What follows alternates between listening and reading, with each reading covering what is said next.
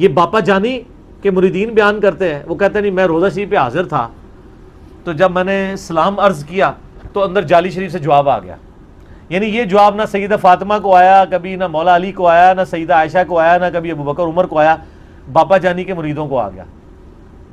وہ کہتے ہیں جی میں حیران ہو گیا کدھر سے آواز آ رہی ہے، تو غور سے سنا تو جعلی شریف سے آ رہی تھی. حالانکہ اس کو پتہ ہی نہیں ہے کہ جعلی شریف کے پیچھے کوئی نبی علیہ السلام کی قبر تو نہیں ہے، پیچھے دیوار، وہ تو بہت دور ہے، قبر دیوار ہے ادھر. کوئی بندہ قبر کے باہر بھی کھڑا ہو کے بولے تو تب بھی جعلی سے باہر آواز نہ آئے. اچھا وہ کہتے ہیں جی وہ آواز آئی تو کہ میرے لیاس قادری کو میرا سلام کہنا. کہتے ہیں میں گھر آیا میں بھول گیا. سر یہ واقعہ آپ کے ساتھ ہو جائے اور آپ بول جاؤ، آپ عاشق رسول بھی ہو، چلو کوئی نجدی ہو تو بھول ہی جائے، کوئی مدنی تو نہیں بھولے گا نا. بالکل صحیح. کہتے ہیں میں گھر آیا بھول گیا. ایک دن کیا ہوا کہ میں نے وہ کہتے ہیں میں نے ٹی وی چینل لگایا ہوا تو وہ اذان کے دوران نا روزہ شریف کی جعلی انہوں نے دکھائی، کوئی ریکارڈنگ اذان کی چل رہی تھی، اس دوران روزہ شریف کی جعلی دکھائی تو کہتا ہے ٹی وی میں سے آواز آ گئی تو نے ابھی تک سلام نہیں پہنچایا. اور سر یہ لکھا ہوا ہے باقاعدہ انہوں نے،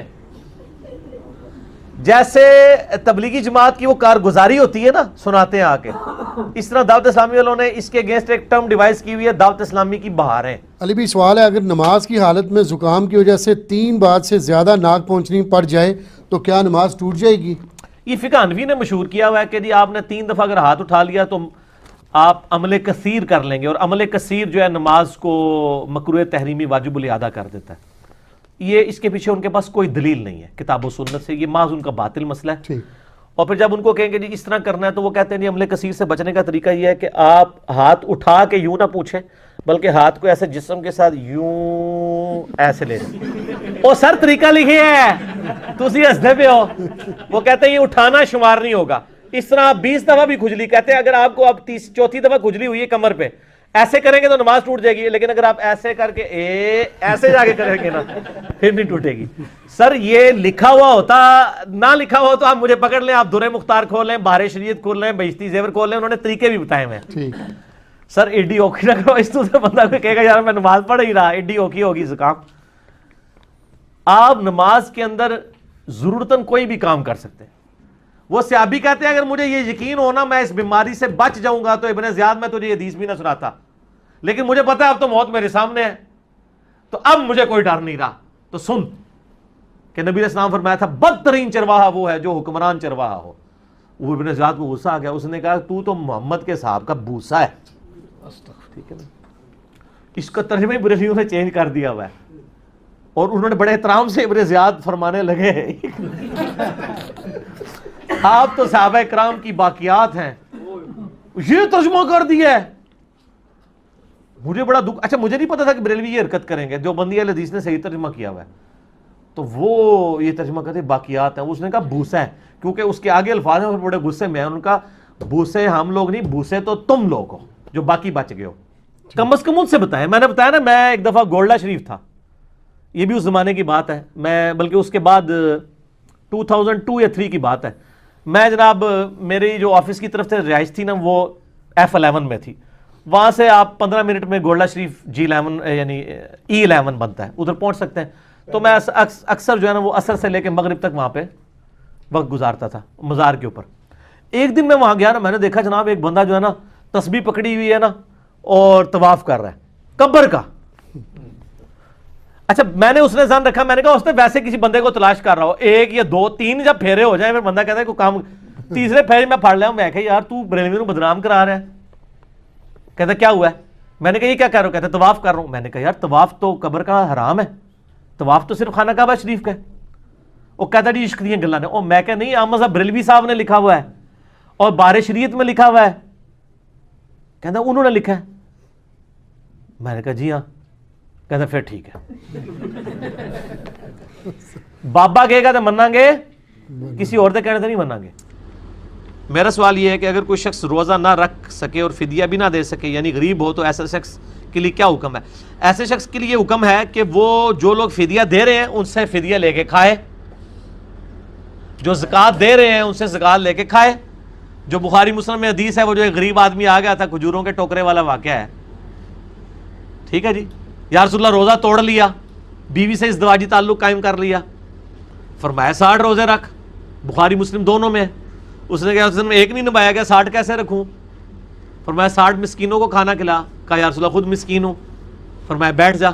اتنی دیر میں ایک بندہ کھجوروں کا ٹوکرا تحفے کے طور پر لے کے آیا.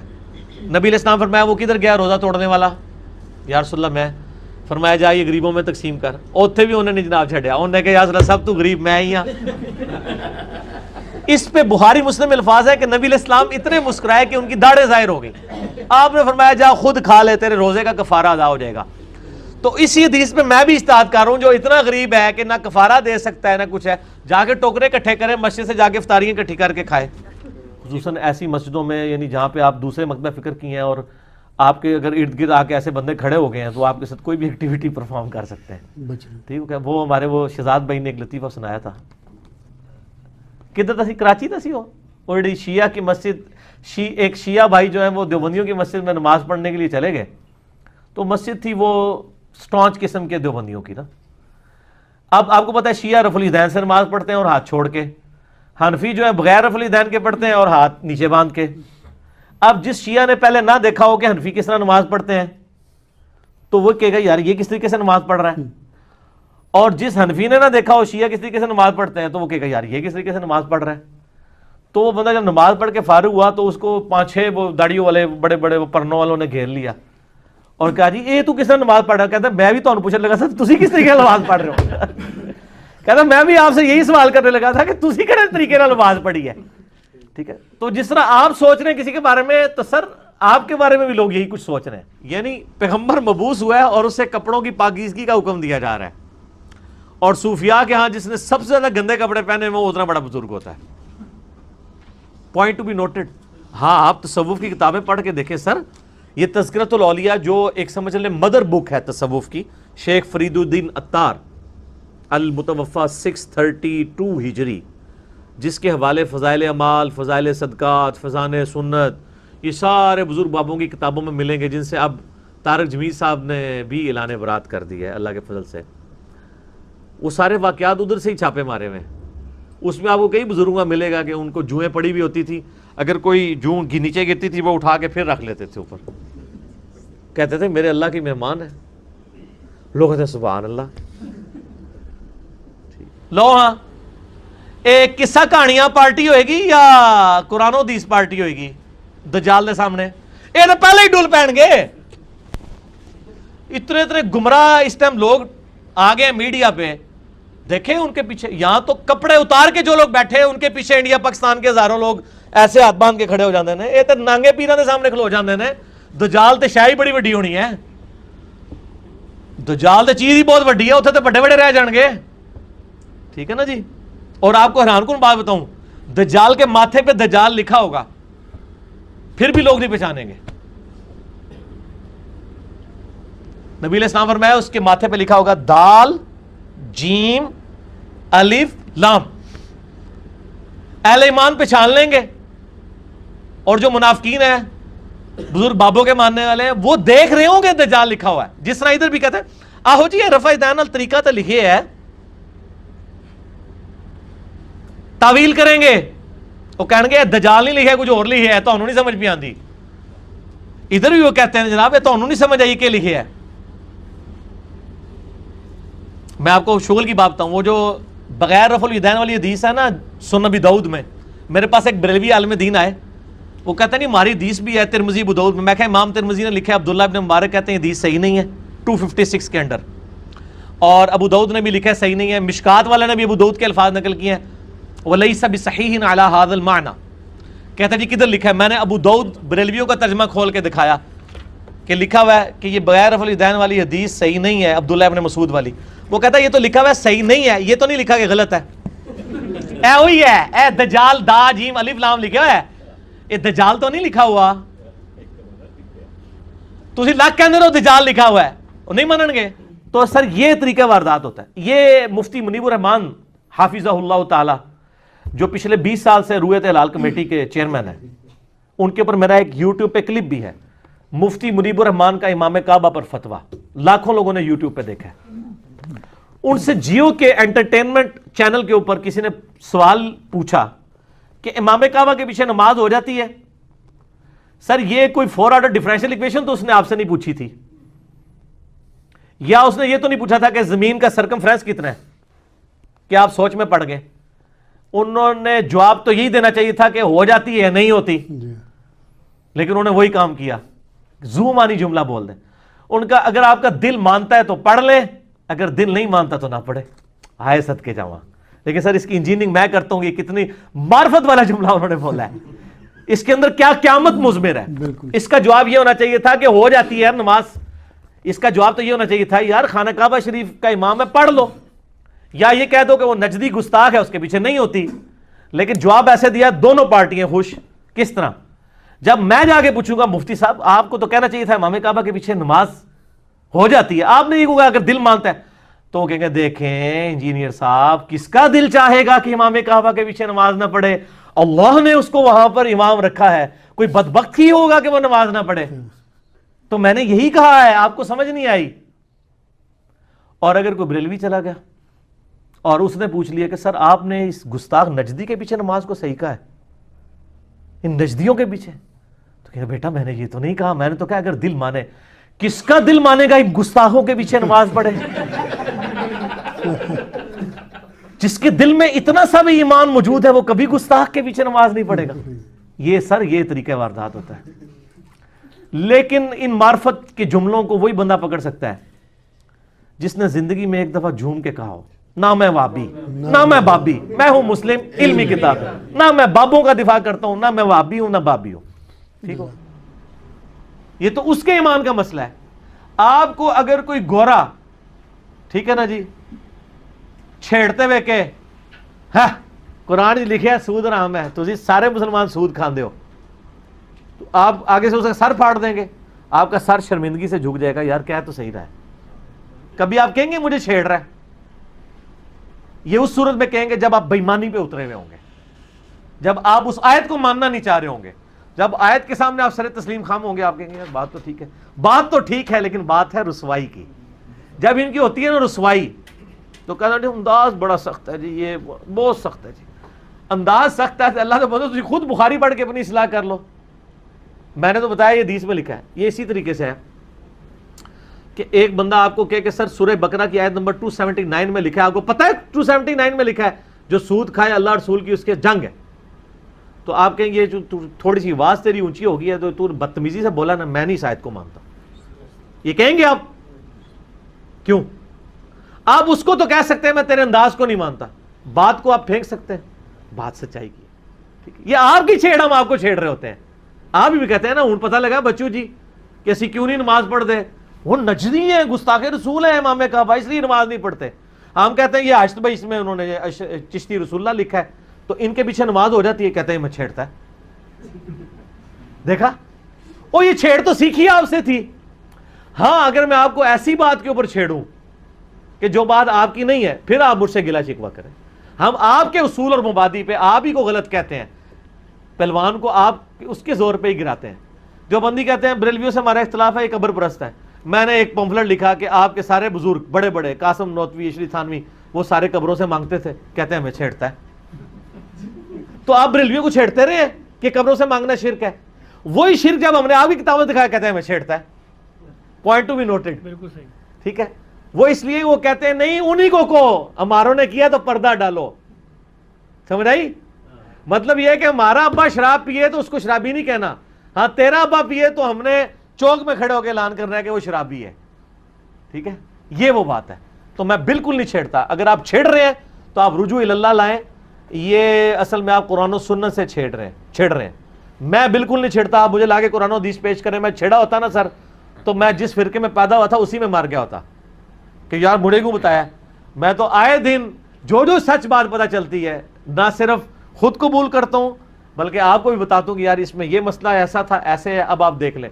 आपके पास कोई नई बात है ले आए, बेशक तुसी चिंगे ला के भी ना ऐसे मुंह बना के भी कौन इंजीनियर तू वो फलाने लेक्चर क्या सी ना देख कुरान ही चाहे निकले तेरे खिलाफ हूं दस, तो मैं कहूंगा सर वो गलत सी, मैं मनना। ठीक है, मैं तो अपना रुजू रिकॉर्ड करा दूंगा, कई मामला में रुजू रिकॉर्ड कराया, अब भी करूंगा। تو یہ چھیڑتے یہ ہیں. آپ کو تو جواب نہیں دیں گے, ہم آپ کے بڑے بزرگوں کو جواب دیتے ہیں, ابن تیمیہ کو جواب دیں گے, ابن باز کو جواب دیں گے, اس طریقے سے بڑے بزرگوں کا. آپ کو کیوں دیں؟ تو اس میں وہ کتنی ہوشیاری اس نے کی ہے, اس کلپ میں آپ لوگوں نے غور کیا کہ اس نے کس طریقے سے زہر انجیکٹ کیا ہے. وہ کرتے کرتے نا کہتا ہے کہ یہ جو حدیث ہے نا کہ علی سے محبت نہیں رکھے گا مگر مومن, علی سے بغض نہیں رکھے گا مگر منافق, تو ابھی میں اس حدیث کی صحت میں نہیں پڑھوں گا. اور یہ بات کہہ کے آگے چلا گیا. کیا مطلب؟ اپنی پبلک کو یہ میسج دے دیا کہ یہ جعلی روایت ہے, کیونکہ جب آپ میں اس کی صحت میں نہیں پڑھتا, مراد یہ کہ میں اسے صحیح نہیں مانتا, صحیح مانوں تھا. اچھا, اور آپ لوگوں کو کیا میسج دے دیا کہ اگر ہمیں اس کی دونس لگاؤ گے تو ہم نہیں روایت کو مانتے. ٹھیک ہے.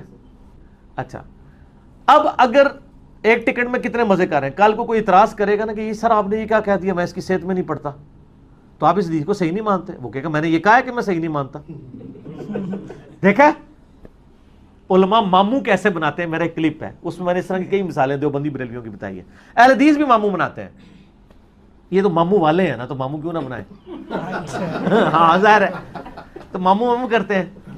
تو یہ ماموں والوں نے بھی نا میں اس کی صحت میں نہیں پڑھتا. کیا مطلب؟ اب کوئی آگے پوچھے گا سر آپ نے ضعیف کہہ دیا, ہوگا کہ میں نے ضعیف تو کوئی نہیں کہا. اور اگر کوئی آگے کہے گا یار یہ حدیث واقعی صحیح ہے, مسلم شریف کی 240 علی سے محبت نہیں رکھے گا مگر مومن, علی سے بغض نہیں رکھے گا مگر منافق, تو اس کو کہیں گے نہیں یہ صحیح نہیں ہے یار, یہ حدیث یہ گھڑی ہوئی حدیث ہے. اچھا جی, روحانی آپریشن کا اسلام میں کیا کانسیپٹ ہے؟ یہ اسلام میں کانسیپٹ انجینئر صاحب سے پہلے ہوتا تھا, اب ختم ہو گیا. ہاں یہ روحانی بائی پاس کرتے تھے, کہتے تھے جی وہ فلانا بندہ کتنے 4 لاکھ روپیہ جناب لگایا جائے جا کے شفا انٹرنیشنل میں یا جناب آغا خان میں جا کے اتنا مہنگا علاج کروائیں.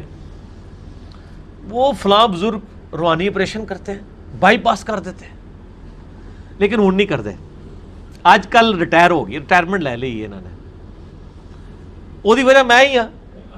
ہر مسئلے کے پیچھے ایک ہی مسئلہ ہے, اس لیے کہ میں نے ان کو کہا کہ بائی پاس تو بہت بڑا آپریشن ہے.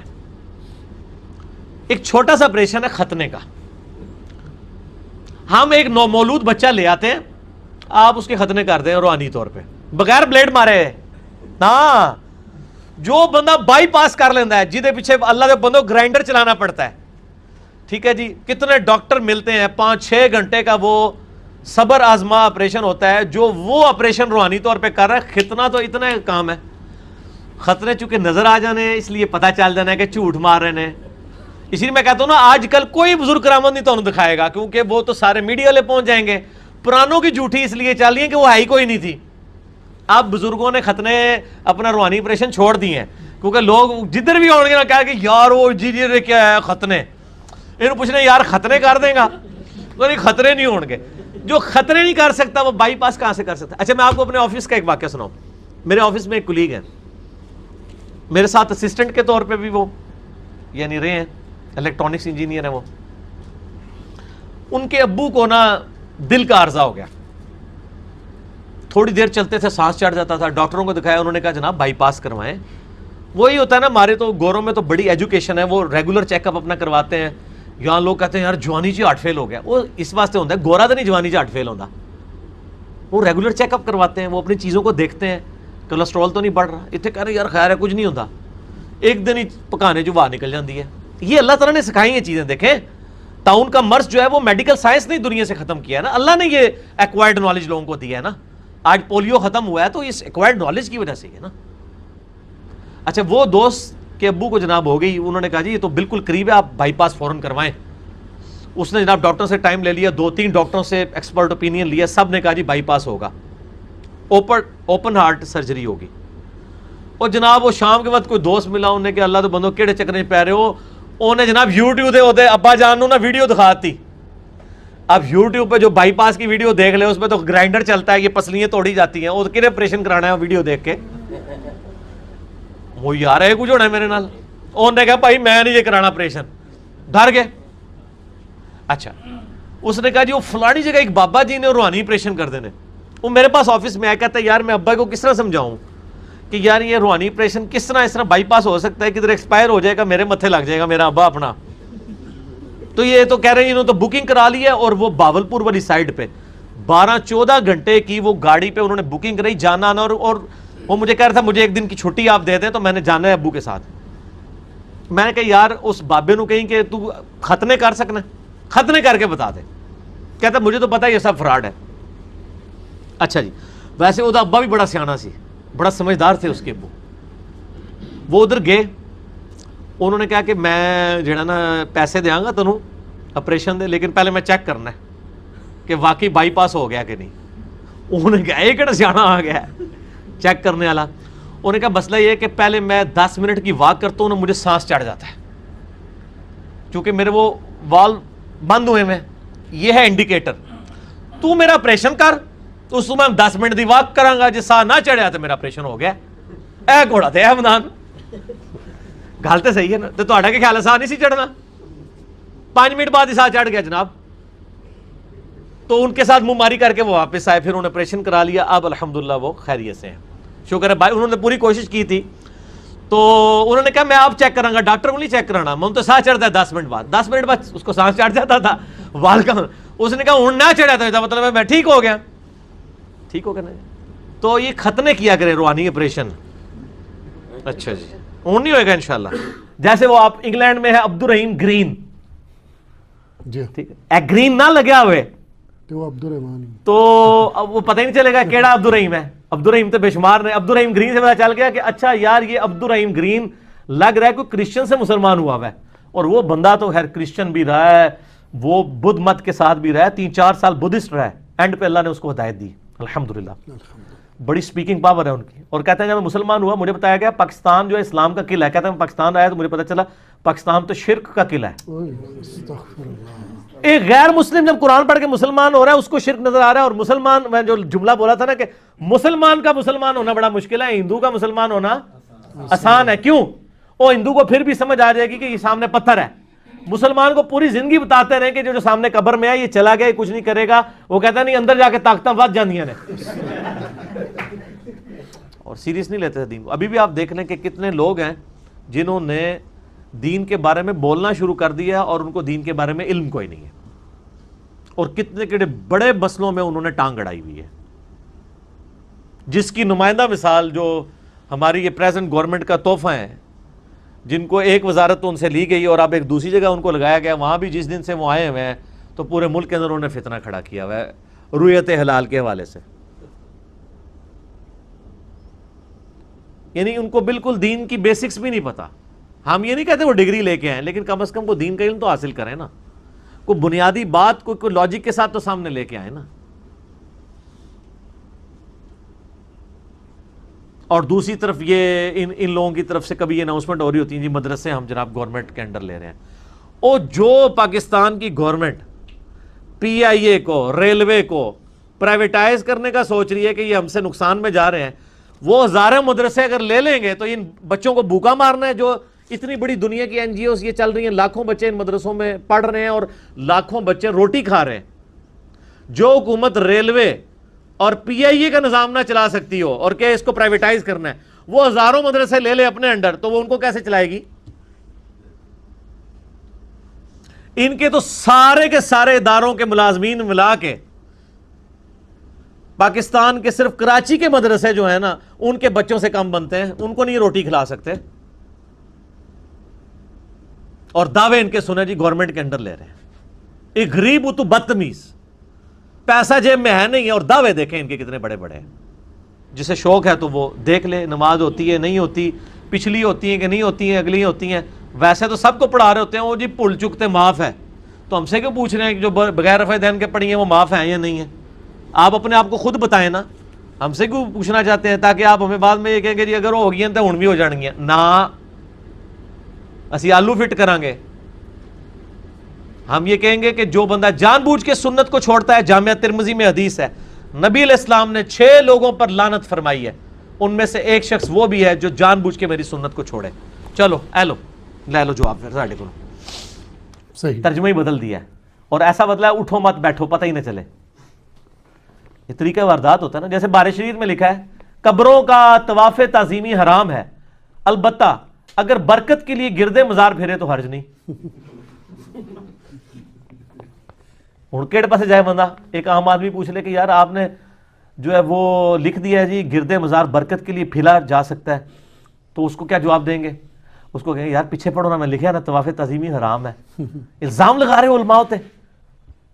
اور کوئی طواف والا آ جائے کہ آپ نے لکھا جی طواف تعظیمی حرام ہے قبر کا، کہیں گے سر آگے بھی پڑھو نا کہ گرد مزار اگر برکت کے لیے پھرے تو ٹھیک ہے، اٹھو مت بیٹھو. یہی کام المہند المفند میں انہوں نے کیا ہے. وہ کہتے ہیں رہا